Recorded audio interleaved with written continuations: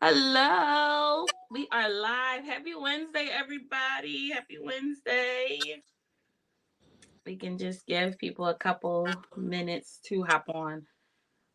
Yolanda, you probably see it on your face. Do you see our Facebook Live now on Purpose Project page? I'm looking now. I don't see it. Oh, it should be popping up soon. Cause then I you yeah, uh I see the picture of me, the bio and stuff, but I don't see the live. okay. I'm trying to think. Maybe like go to our stories because we want to make sure your audience can see it right away too. Okay, let me wait a minute. Should I just be on? I'm on y'all's page, so maybe I should go on my own page, right? No, I think you go on our page and then you share live. Right. Then that's what I'm on y'all's page right now. Okay, let's see. Happy Wednesday, everybody. All right, let's see if I can find it for you. I'm gonna turn off my camera really quick. Um, Happy Wednesday.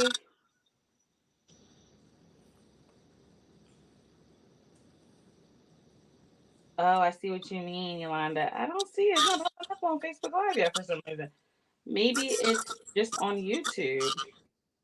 Okay, let's see about YouTube then. Let's see. Let me go on YouTube. On Purple House Projects YouTube. Let's see. Happy Wednesday, everybody. This is our first her story of the season. Um, so we are trying to figure out which page is on because it doesn't look like it's on our Purple House Project page. Oh, I found it. It's on YouTube.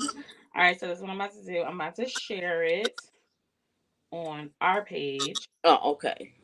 and then we will be good to go from there. 1 second. Oh, wait a minute.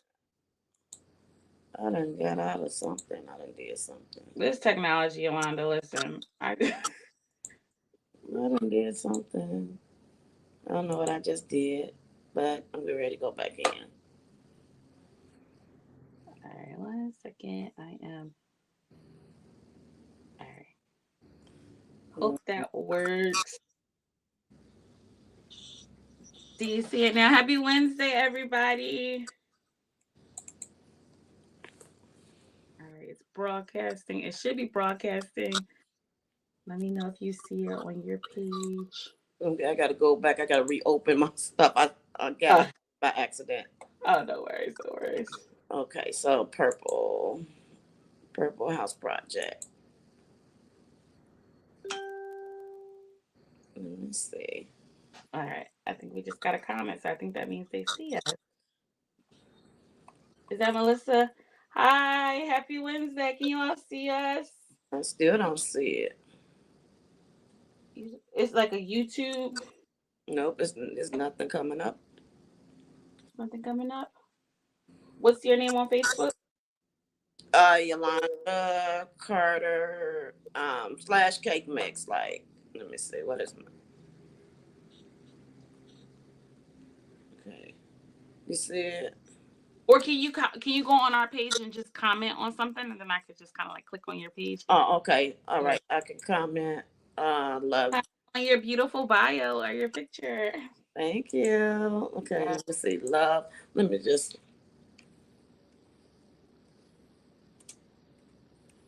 Okay, let me see. Can you see me now? All right. Let's see. Under the. Yep. Yep. Yep. Yep. I found your name. All right. So it is Yolanda Carter. Oh, you got a blue check next to your name, Yolanda. You better be certified. I'm interviewing a celebrity tonight. All right. Let me see if I can. Let me see if I can tag you underneath the post. Happy Wednesday, everybody. We're super excited. This is our first Her Story of the season. Every um every March for Women's History Month, we kick off Women's History Month.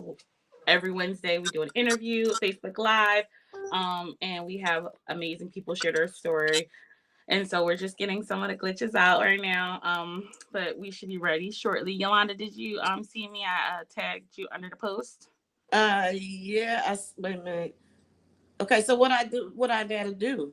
Okay, so now you just share that post. Okay, wait a minute. The one that the history, the celebration of Yolanda, that right there, right? Yeah, it's a YouTube. You see the YouTube one? Oh, okay, yeah, I see. Yeah. All right, we in there. We in there. Okay, I'm back. Happy Wednesday, everyone. Thank you so much for bearing with us. My name is Christine Joy. I am the founder and executive director of Purple House Project PA. We are a Pennsylvania based nonprofit organization with the mission to strengthen, empower, and transition women impacted by intimate partner violence through connection to essential resources that aid in the healing process. We are super excited. March is Women's History Month, Women's Empowerment Month. And about 3 years ago, we started our journey for Women's History Month to highlight different women who have been impacted by intimate partner violence. We got the phrase Herstory with a semicolon at the end of it from my favorite cousin, Ebony, also known as our board president. We decided that it would be a great idea for us to highlight women on our platform. We use a semicolon because I learned from Annette, affectionately known as my old head, about the symbolism behind the semicolon. Often it's used in communities that experience great degrees of trauma, whether it be in communities who've impacted by suicide or trauma, to indicate when someone's story could have ended, but it kept on going. And so we decided to adopt the semicolon in our branding to highlight not only the stories and the trauma that women experience, but moreover, the joy and the perseverance they experience as a result of everything they went through in spite of. And so each Wednesday in the month of March, I will be interviewing amazing women who have been either impacted by intimate partner violence or who advocate for those who have been impacted by intimate partner violence. And so this week I'm super excited to kick off the month with a powerhouse, Yolanda Carter. Yolanda and I actually were on a panel together. We're both members of Crime Survivors for Safety and Justice. So back in October, we were on a panel together called Turning Your Pain into Purpose, and I remember like sharing space with her, and I was like, oh my gosh, I need to meet her. And when we were like, my board and I were talking and we were thinking about who to invite on the panel, my board member Yolanda Jennings was like, Christine, I think you need to have Yolanda Carter on our panel too. And I was like, great idea. She is a powerhouse, and we would really kick off really well. And so super grateful for your yes, Yolanda. And so I'd like to introduce to some and present to others Yolanda Carter. Yolanda is by way of Chi-Town. I think you're my first out of state. Well, no, I had a Delaware interview, but you're my first Midwest interview on our platform. So look at us. Super excited. I love the Midwest. I go there at least once a year because my girl Chantalea. I'm always in Wisconsin though, so I feel like I need to like come to Chicago now. But I'm super excited to like have you on our platform and for you to share your story. Yolanda is an advocate, an author, and an empowerment speaker, and just a beautiful person inside and out. So without further ado, Yolanda Carter. Hey, Yolanda. Hi, Christine. How are you? I'm doing well. Thank you for your yes. Thank you for being on our platform. It is truly an honor and a privilege. And so if you could tell my community a little bit about you. Oh, I will say that Yolanda's story is super powerful, and that certain parts might be triggering. So make sure you take care of yourself, whatever that looks like for you. Know that there are some pretty graphic details, but that's a part of her story, not but, and that's a part of her story in her healing journey. So Yolanda, feel free to share however much you would like to share about your story. And I just wanted to give that trigger warning as well. So yes, Yolanda, tell my community about you. Who are you?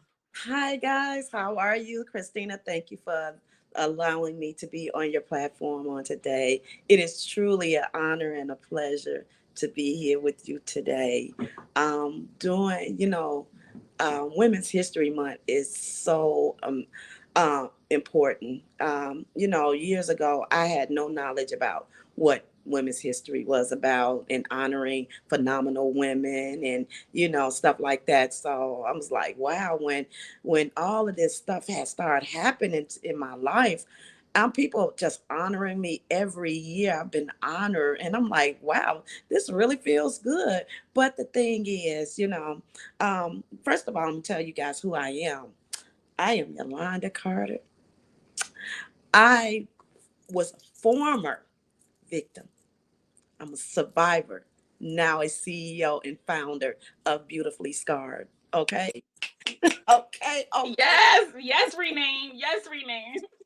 Yes, I use my experience because I know that there are so many women, men, children, and other victims and survivors don't want to share their stories because of the shame, the embarrassment, and stigmas behind domestic violence.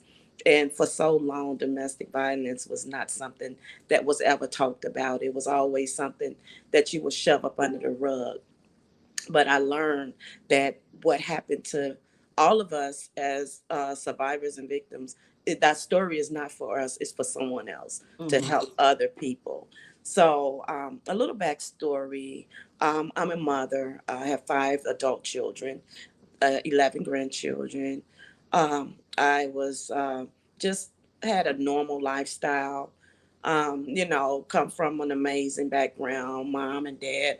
I never even witnessed any domestic abuse growing up. Ever seen it? Didn't know what it looked like. But my first encounter of domestic abuse was from my children's father. I had 2 girls, and their father was physically abusing me.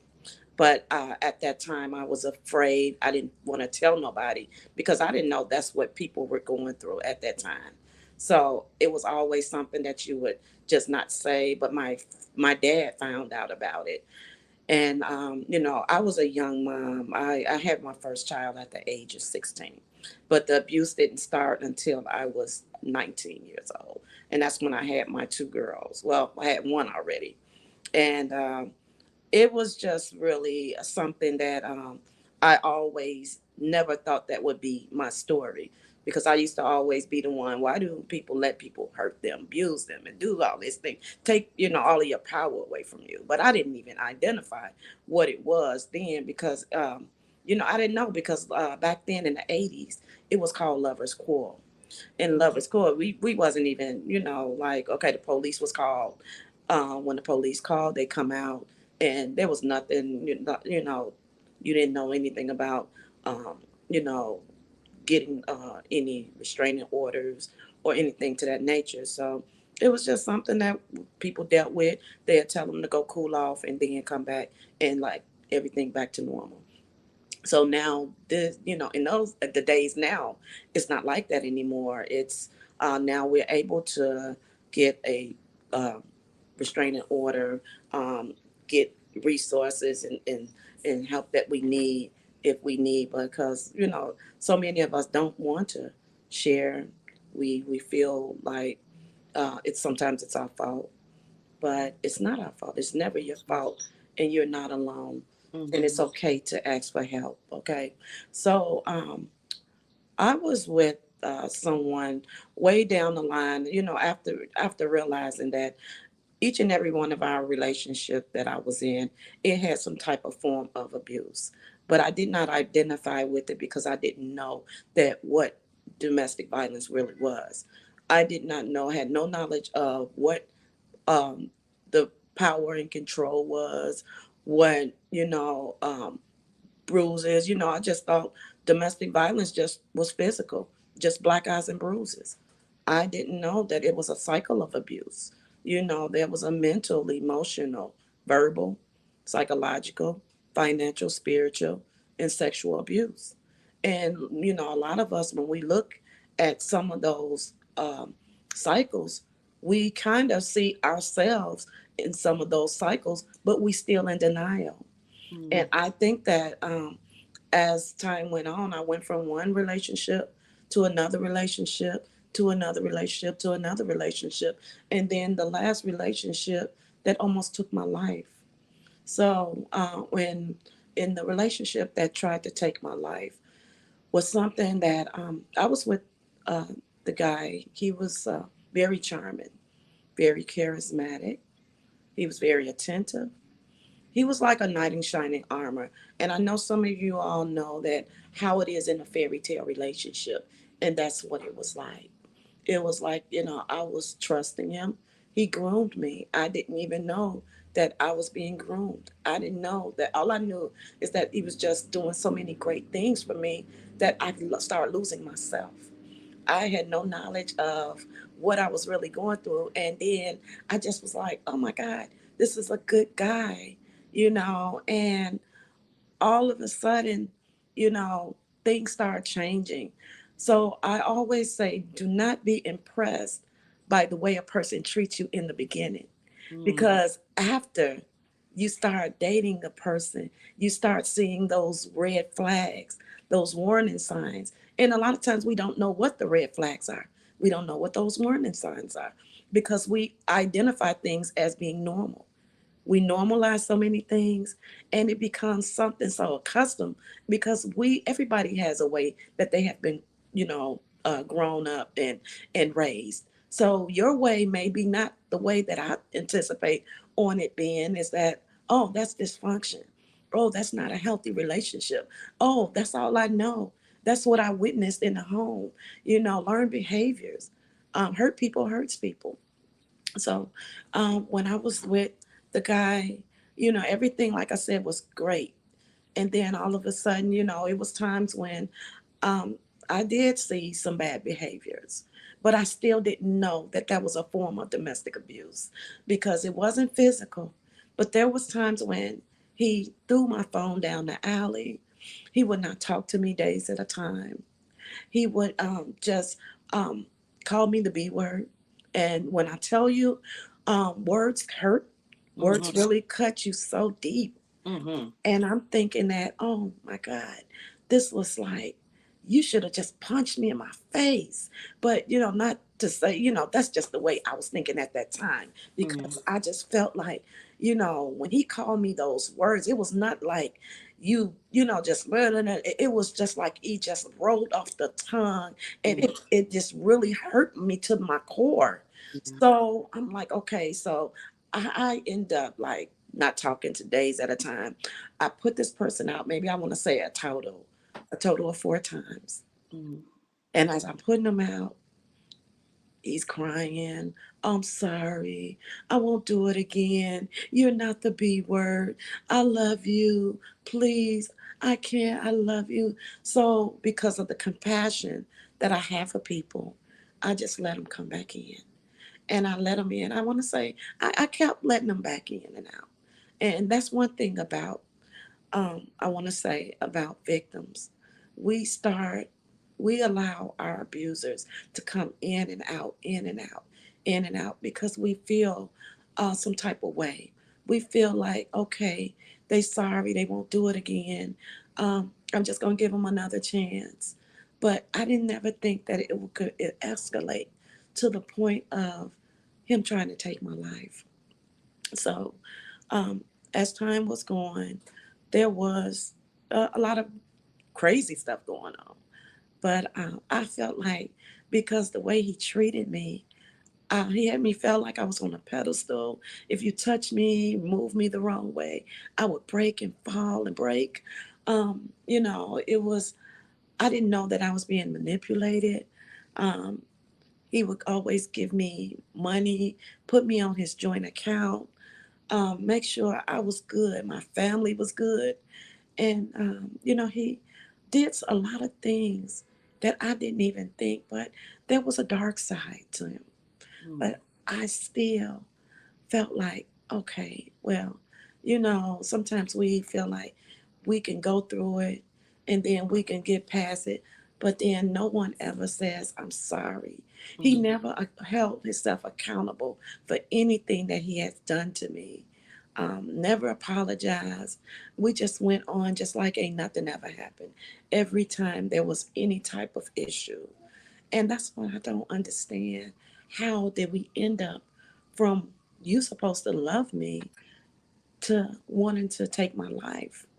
So I was going through the motions of just starting to feel some type of way myself, feeling like I was losing myself. And I can remember a friend come to me and told me that she said, Yogi, the Holy Spirit came to me and told me for you to be careful. And me in my mind thinking that because he was such a great guy, I was like, oh, he's not gonna do nothing to me. I'm not worried about him. He loves me.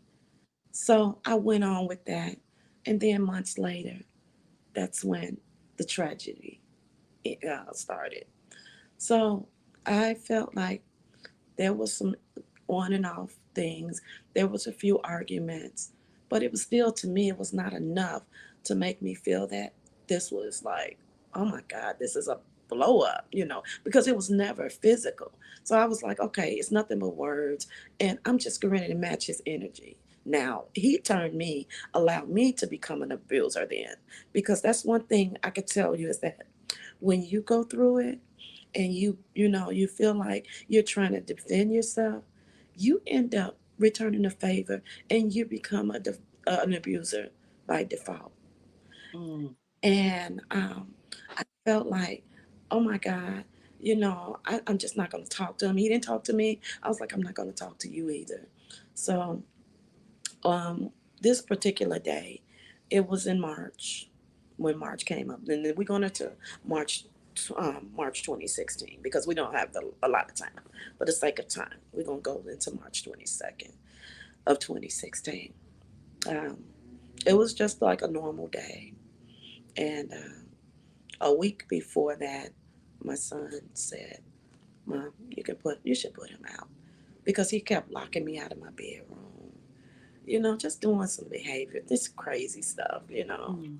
And I just was like, I'm still not worried because I'm like, he ain't worried about him. He ain't gonna do nothing to me. It's still in my mind that I will never think that he would ever put his hands on me or even do anything to hurt me any kind of way. So, yeah, when he went off, and it was a few days the next week when I let me see, a few days the next week, we were just like I said, going to work back and forth normally, and I can remember him telling me to quit my job.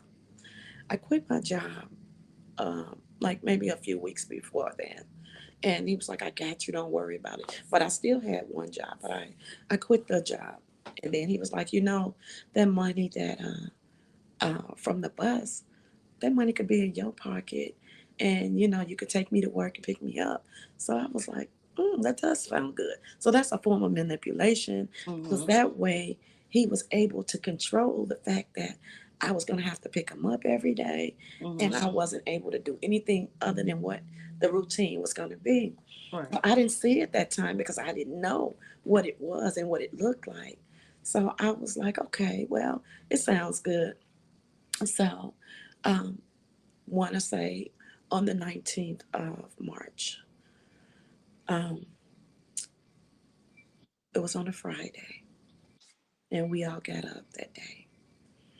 And I can remember me getting up and getting ready for work. And, my son was getting ready for school, and he was getting ready for work. But this particular day, he didn't ask me to take him to work or anything. And I didn't understand it, but I was like, okay, well, I'm going to go ahead and go to work and not worry about it. So I went to work. I dropped my son off at school, and that was the end of that. But when it was time to come home, I went and picked my son up from school, and then he never showed back up. So I'm like, okay, well, I had already got to the point where I was seeing some things that I didn't like anyway. And I would start feeling like I don't really care anymore. And, it was just something I wasn't even worried about. Okay, if he come, he come. If he don't, oh well, I'm not gonna worry about it. So he didn't show up that day, which was Friday. And then Saturday was a whole day. There was no call, no show. He never called or showed up or anything. So I'm like, okay, well. whatever. Then Sunday, the same thing. So it kind of like repeated itself. So around about 7, 8 o'clock that night, I remember getting a call, but it was like more of an aggressive type situation. And I would just hang up. I would just hang up, and then I would put my phone on do not disturb. So I knew he was going to have to, come home tomorrow, the next day, so he can get ready for work. So I just, let him do him or whatever. So that morning, that was March 21st, I'll never forget. March 21st, that day, we were getting up. I mean, me and my son was getting up. I dropped my son off at school, and then I came in. But when I came in, he was starting to call when I was picking my son up from school. And he was asking me, "Are you at home?" And I'm like, "No, I'm not at home yet. So um, I just proceeded to drop my son off. And I ended up wanting to go get something to eat for both of us. So I ended up going to get us something to eat. But I didn't know that he was already there at the building because I didn't see him when I dropped my son off. So it was something that I didn't know. So I didn't find out to the end, after everything played out that he seen me. Mm. So I end up, he called me again, like back to back, and I'm like, "Yes, may I help you?" And he was like, "Are you home?" Which he knew that I wasn't at home. I guess he just wanted to see if I was gonna lie. Mm. But I was like, "No, I'm not home." So I end up going to get me and my son something to eat. And then as I went to go get us something to eat, I was on my way back home. But something told me to park my car around the corner. I don't know why, but the Holy Spirit said, "Park your car around the corner." So I parked my car around the corner. So as I proceeded to walk around the corner, I end up, getting towards the building. And the type of building we had, you can come from like past the alley, and you can, it's the doorway, but Mm. it's like an area where you have enough room. You can wedge yourself in the doorway. So if a Mm. person was coming down the street, they wouldn't be able to see it. God. So he wasn't able to see me. I mean, I wasn't able to see him. So as I got there and I got close to where the door was, he stepped out on me, and I froze. And I was like, "Oh my God," And this way he said, "I thought you was at home." I'm like, "You see, I'm back. No, I'm here now." So we both end up coming in the building together. And that's when he was telling me, he said, "Oh, the doctor told me I was stressed out." So I had no idea why he's telling me the doctor telling him he's stressed out. Mm. But in my mind, after, thinking about everything that played out, like, hey, was he intending on doing something to me? Or was he lost his mind or what? I had no idea. So we end up coming in the building together. And I can remember sitting at the table, and he asked me, he said, "Can I take a shower?" And I'm like, "No," because, why would you ask me that? I was, really literally not trying to say no, that Mm. you can't take a shower. But I said no. And then I said, "Go on, take your shower." Okay. Like that. So I can remember him taking a shower. But I don't remember a lot of other things what was told to me was he asked me also, can he wash his clothes? So in our building, I lived in one of like, a top, high scale community, Hyde Park in Chicago. So upscale community. And as a matter of fact, I live not far from Obama. So, Okay. yeah, I was like really like walking distance of Obama. So at the time, and I remember that when it was time for us to, he asked, "Can you get the key card?" So he went and washed his clothes or whatever.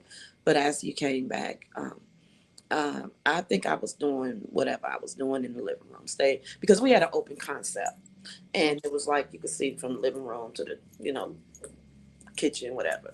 So I end up staying in the living room. That was my safe haven. That was my love. You know, Yeah. comfort zone right there. Right. Yeah. Being in the living room, he used to get mad. Why won't you just come in the bedroom with me, watch TV? But I didn't want to do what he wanted to do. He wanted to watch the news. He's a much older guy. I was very young. I'm 11 years younger than him. So when they said in their own ways, they want to do their things their way and stuff. So I'm like, I'd rather just be in the living room, watch what I want to watch on TV. Mm-hmm. So I end up sitting out there in the living room until it was time for me to go take my shower and get ready for bed. So I remember um, 10 o'clock that night, I got up and I went to the room and I just walked in the room. But when I walked in the room, I seen him. He was sound asleep. And then I came out and just came back in the living room for a few more hours. So 12 o'clock midnight came.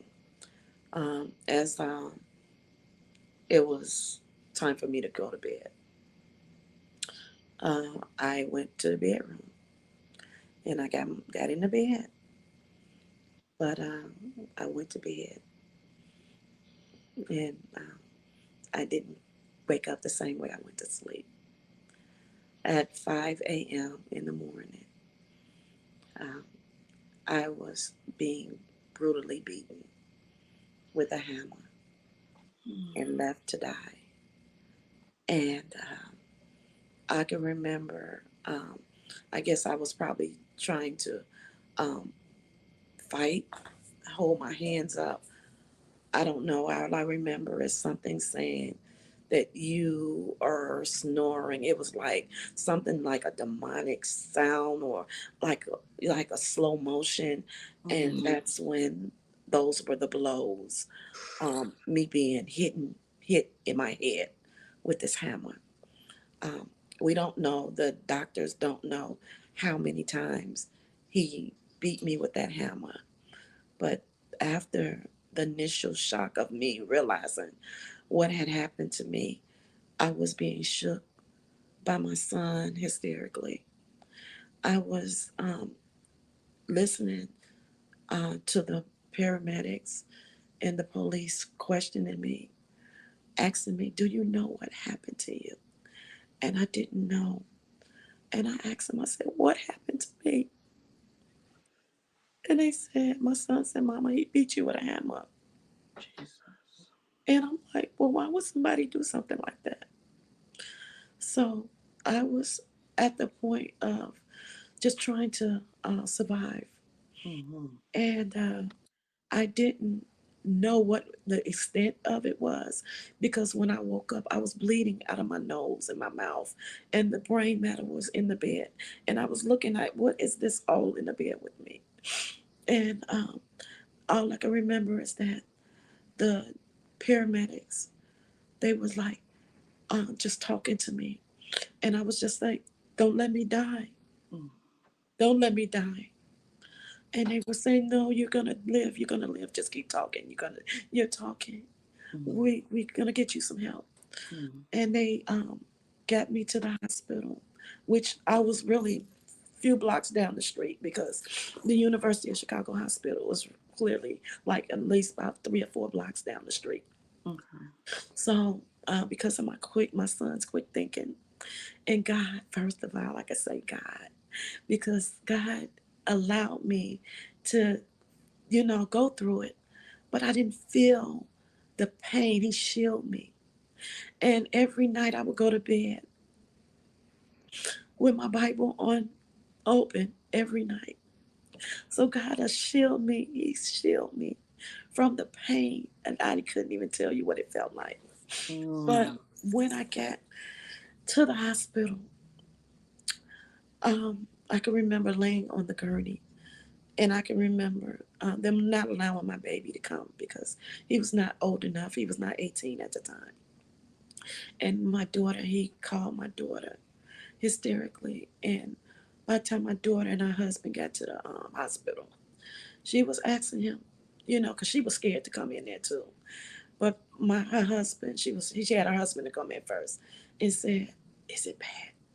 Because normally he would be like, "Oh no, it's not that bad. Oh, it's okay." Mm. But when he got there, he was like, "It's bad." So my daughter had to muscle up some strength and in the room. And she asked him, she said, "Well, can you all clean her off? Why does she have to look like that?"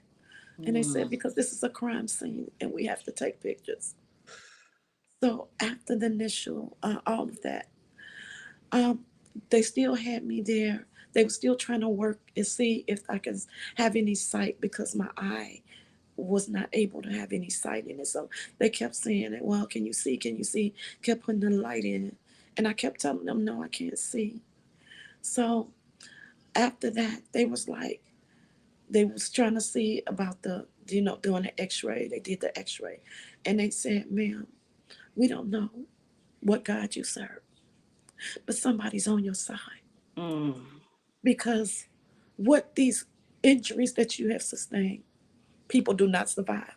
Jesus. And another thing, there is no brain damage. Wow. We don't know how, but the way your matter, the brains with your cranium is crushed and all of this stuff going on with you, we don't know. So they was like, "We cannot do anything for her here. You are in too bad of a shape. So we have to send you to a trauma hospital." Mm. And when I got to the trauma hospital, and that's when they removed my left eye Mm. and put a metal plate in my skull on my left side of my head. And I just remember waking up to everybody being on the side and just coming to see me. They were crying. But I was just like, "I am okay. I'm alive, y'all." Mm-hmm. Mm-hmm. And I just wanted, I couldn't cry. I couldn't do anything. I was just so, just overjoyed. Just God gave me my life, Mm-hmm. allow me to be here. So I was like, "Wow, God, thank you." Because what the enemy meant for bad, God turned it around for my good. So Yes. he allowed me and gave me my life back. Mm. And for me to be able to be here to share my story. Yes. And now that I've shared my story, I want to inspire someone else, to Mm-hmm. help someone else through hope and Mm-hmm. encourage them to know that you're not alone Yeah. and it's not your fault. Mm. And there is resources out here to help us. So now after all that I have gone through, I had to go through 13 reconstructive surgeries, y'all. Mm. My cranium was crushed. All of my facial bones were broken and shattered. I had multiple gashes. And also, I couldn't eat food for 6 months because they had to put braces on my teeth to build the bones back. So I have screws, bolts and screws in my Mm. jawline. But to God be the glory. This was my story. Mm. And I want people to know that if it can happen to me, it can happen to them too. Mm. Anybody. Domestic violence is something that we don't really understand and why it have to happen. But I know one thing, that it happened and I had to forgive. And the forgiveness was not for him, it's for me. Mm-hmm. I didn't know that I had to forgive him because I didn't want to. Mm-hmm. I was so hurt because I was wondering why could somebody want to take me away from their family, their children. Mm-hmm. But I'm grateful. And after that, I started sharing my story on different platforms, um, all over, just being vulnerable and sharing my story. And sometimes you will wonder, if I share my story, if anybody's going to listen, or do they really want to hear this, or is it something that's going to hurt somebody else or make them feel bad. But I know it can re-victimize and hurt and make other people feel bad. And but I know that this is because of I want to raise awareness. Mm-hmm. It's not to get any sympathy or accolades or anything like that. It's to raise awareness that because your life can be changed in one blink of an eye. You Absolutely. blink your eye, your life can change. So no matter what it may look like, your life, and we have to be responsible for how Mm-hmm. we allow people to treat us. We have to be responsible how we what we our choices are, and we have to be responsible also for our safety. Mm-hmm.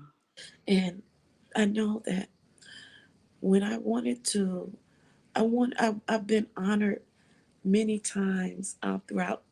This is going up 8 years, March 22nd, and I'm so grateful that God allowed me to be able to um, be here, and that the date of my um, injuries and the date of my incident was March 22nd. And if you all know biblically, March 22nd is really called the New Year's Day. I didn't know that. Yes, New Year's Day. We you say January 1st, but biblically, March 22nd is the New Year. And I said, God gave me a new year and a new life. And He blessed me to be able to be a vessel and to be a voice for so many people.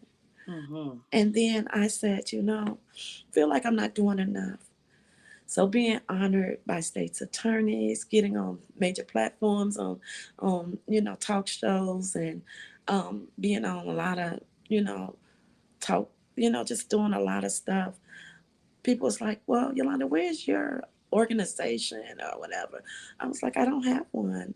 I wrote my first book. It was curated, One Eyewitness, through Candy Casey Biz Boss, and it was curated because I was left to have one eye, and my son being my only eyewitness. So that's why the book was called One Eyewitness. Mm. And then I did three other um, co-authors, being in books, being co-authors in three other books.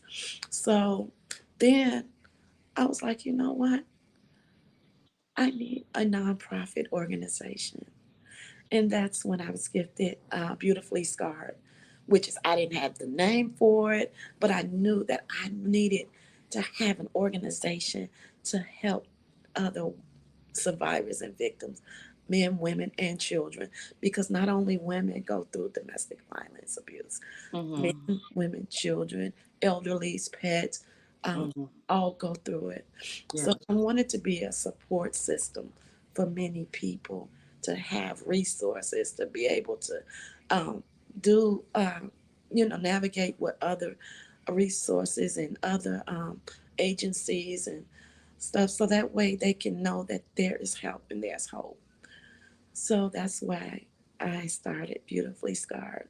And I'm so grateful that this is, now we're launching that and starting, a new chapter of my life. But, this kind of like always chokes me up, but bear Understand. with me, bear Oh, with me, but I'm grateful, and I um, honored to be able to share my story on your platform, Christina, and also be a member of Crime Survivor Safety and Justice, because we are all better together. exactly, exactly. Yolanda, I am just super grateful for your yes and for coming onto our platform and for sharing your story. It's super powerful. It's so powerful, and I'm super grateful for it. As many of you all know, we here at Purple House Project, especially this year, and that's why it was super important for you to have you on our platform. Our each year we have an awareness walk slash resource fair.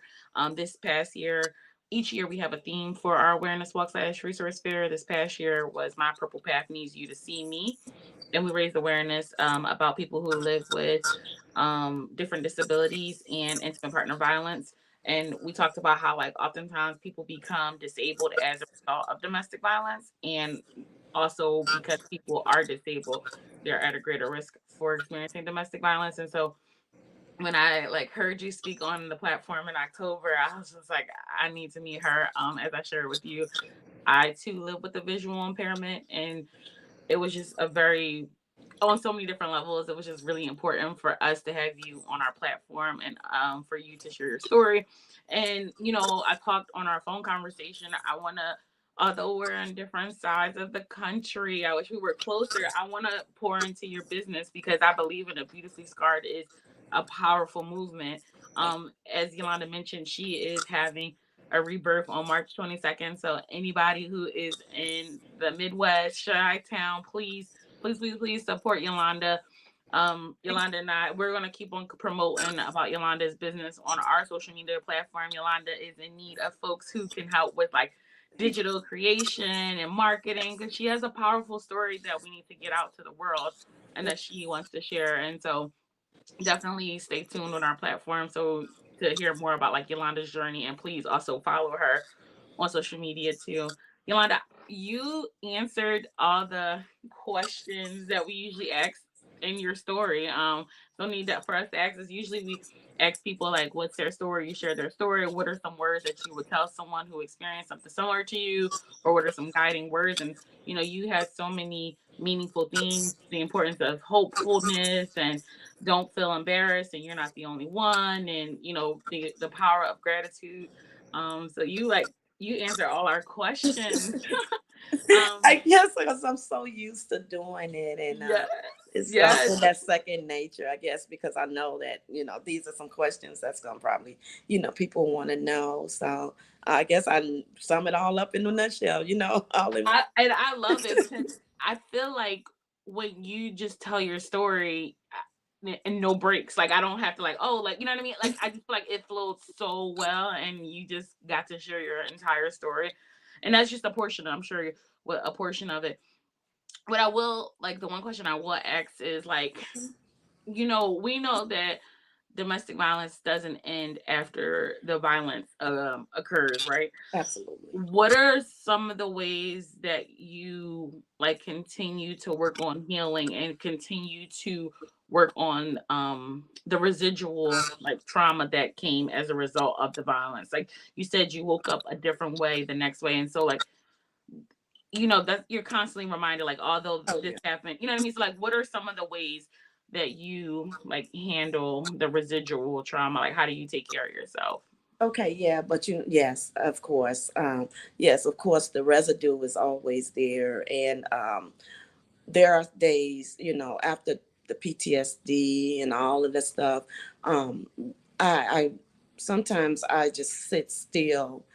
I would cry, Mm, but then I realized that let me pull myself together, and I was in therapy for a few years. I was in therapy. I really need therapists.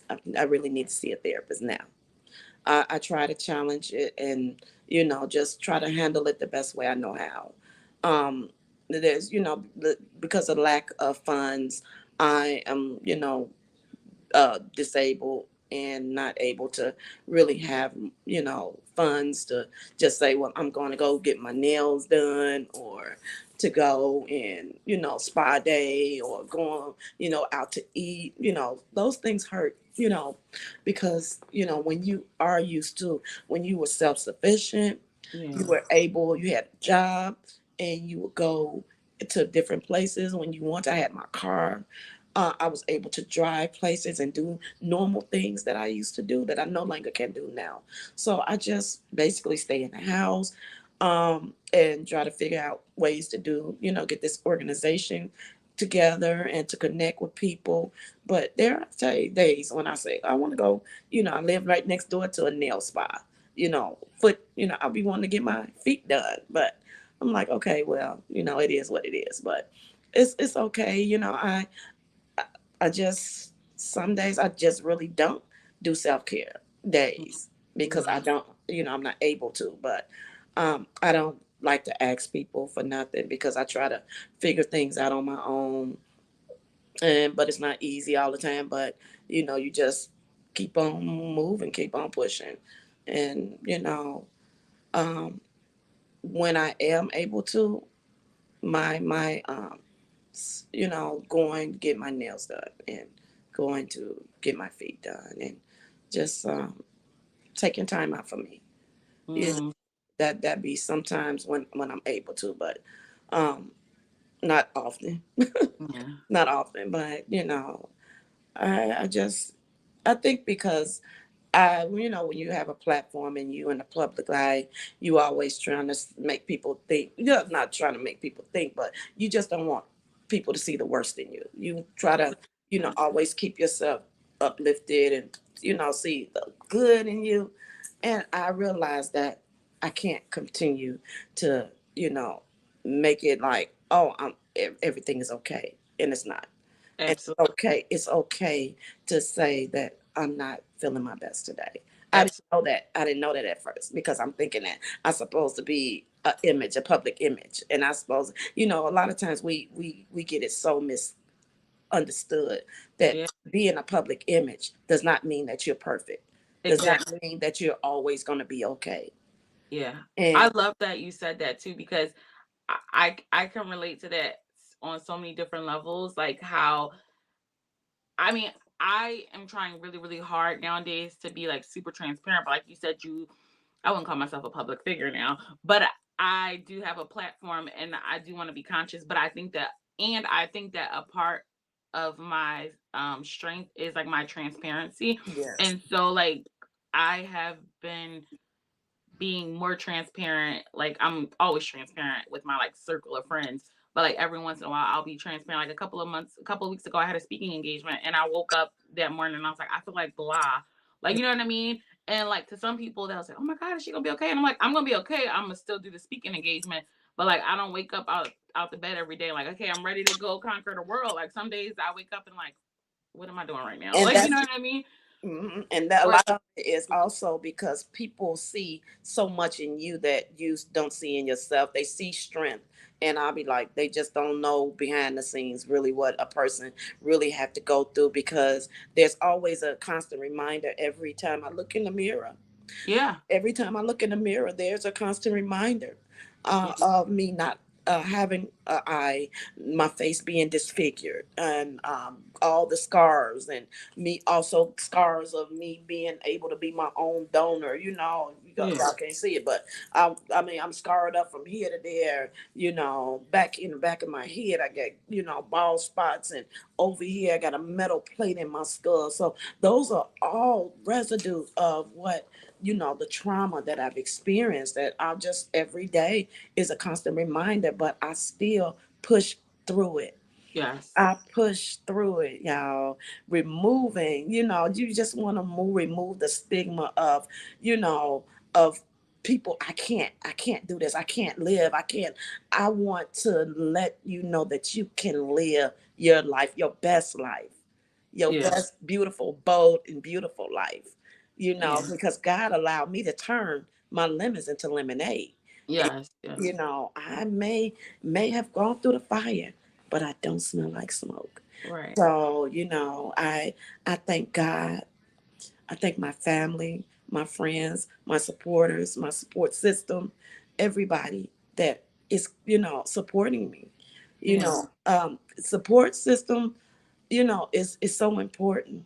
So important. I'm so glad you touched on that. It's so important because on those days when you like, because when I heard your story, I said, I don't know Miss Yolanda personally, but I feel like she's probably one of those people like that pour into everybody, probably make everybody feel good. And I know you said you're a baker, so I know you making their stomach feel good too, but you make everybody feel good. And then you probably be like, oh, but I don't want to bother nobody. And Yeah. I know what that's like to be the person to like be the poor, like the person to pour into and like to pour into so many But people. who's pouring into you? Like Yeah, who's pouring into me? And I'm just every day. I'm living an everyday life, and people look at me as I've been told many times how people found me. They seen me on doing press conferences on the news. They have seen me on the talk show Windy City Live.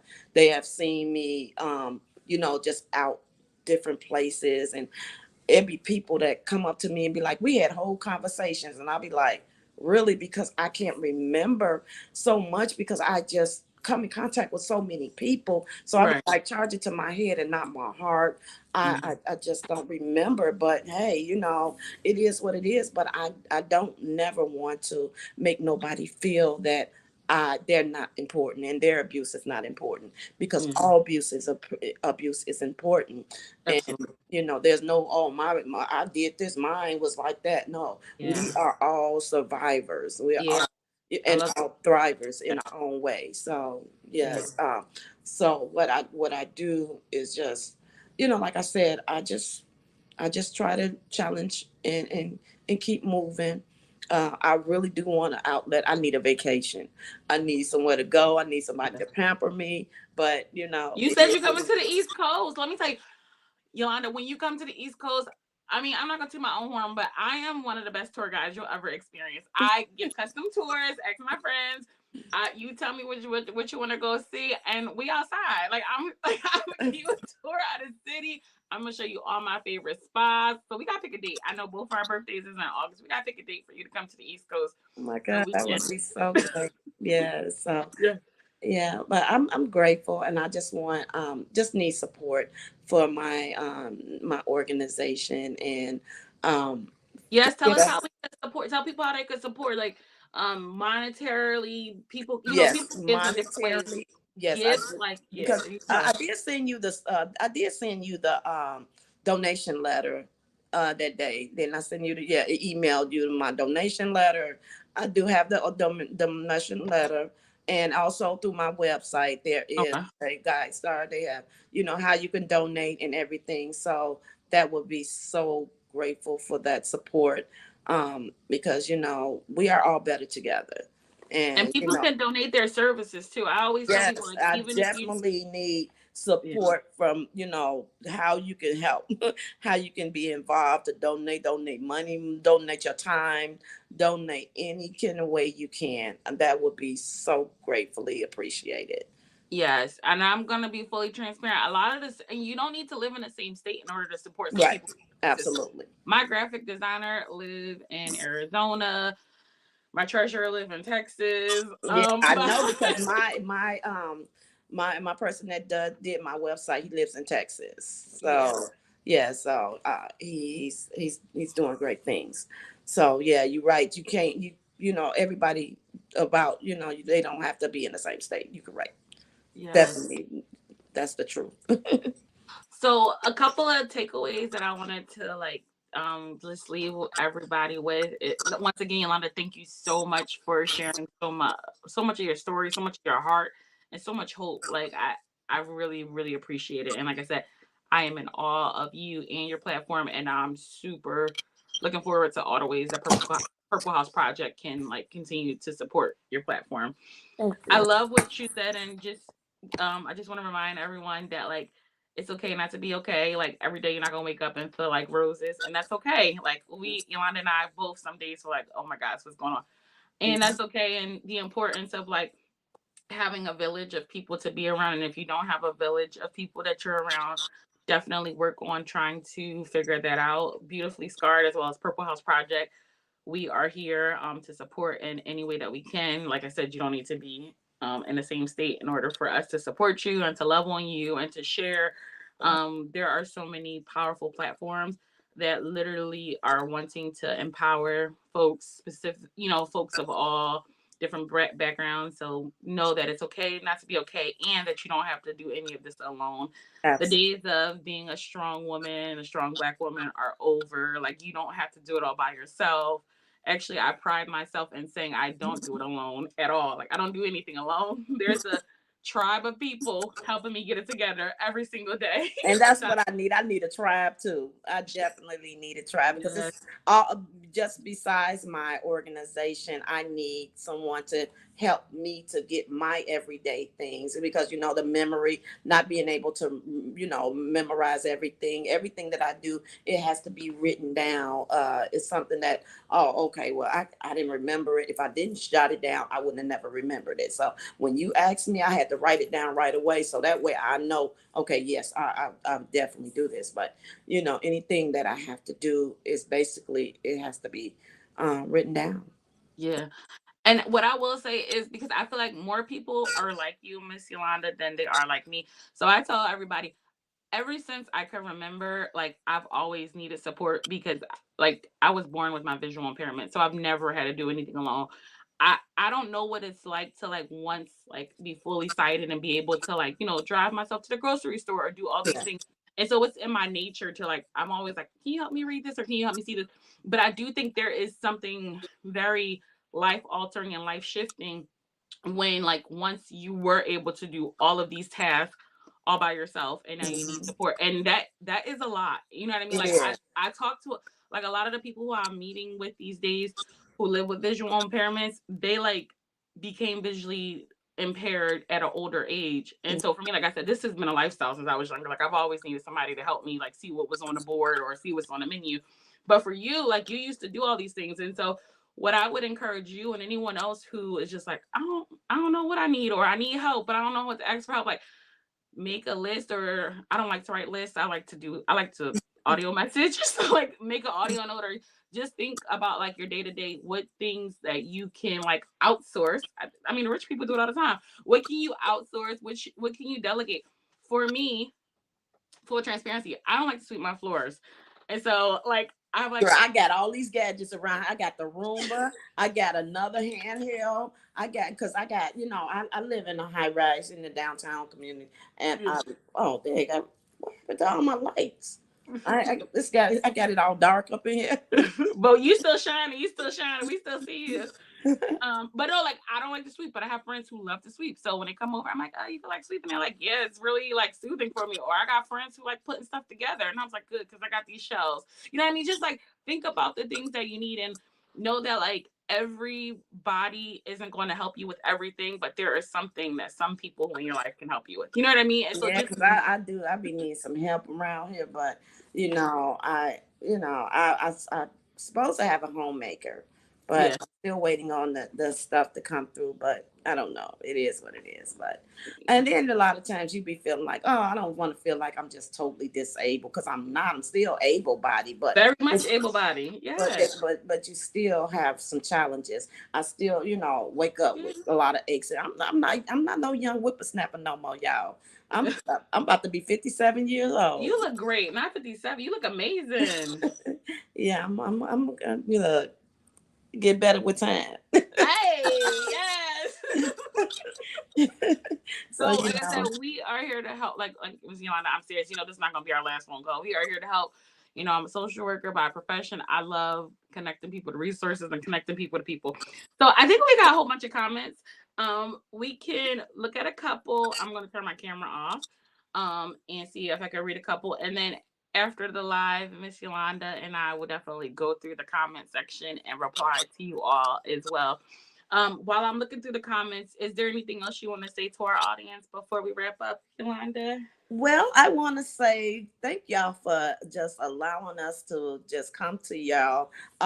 In your view, just for me to be able to shed light on vicious cycles.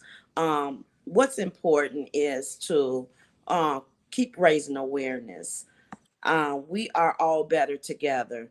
And don't think that because it did not dawn your doorstep that it would never be your story or someone that you know. So always remember that this can happen in one blink of an eye. Your life can change, but it's not where you've been, it's where you're going. So always know that there is help and there is hope. And always let's stay together. We are all better together. And like you do have the domestic violence hotline number up there, right? So I that people can Yeah, always have the information that they need. There are resources, so don't never think that you're alone because you're not alone. And just always remember you are important, and you have to be responsible for your own safety. yeah. And let's we are all better together. So Thank you so much. So full transparency, I can't figure out how to do these comments. So we're gonna like end the live, and then after the live is ended, we can respond to the comments. But thank you all so much for taking the time to be on here. Once again, please Oh, Miss Yolanda, please tell them how to find you on like Facebook and Instagram so people could support, and then we'll also put your website in the chat too. But if you want to tell people how they can get. Yeah, put it on the chat. Okay, but you can go. I got a couple of pages. I got a couple of domestic violence. I got Yolanda Carter, Okay. and, and that's the one with the verifiable that you know about. I Yes. have the beautifully scarred. Okay. It's beautifully scarred Facebook page. Also my Instagram, which is I'm gonna change the name because it's cake mix. And I never bake no cakes. I mean, I bake cakes, but that's not the reason why it's called beauty. I mean, cake mix. But You're gonna have to tell me offline why it's called cake mix. I want to know. I'm lying. I'm lying. I'm lying. All right. So yeah, we'll definitely tag all of the ways to get involved with Miss Yolanda. March, and once again, March 22nd, her rebirth in Chicago I'll is support me. happening. Y'all can donate. You can, just words of encouragement. Just that's my day, and I'm just grateful. I am so grateful, and yes. Have a good night, everybody. Good night, everybody.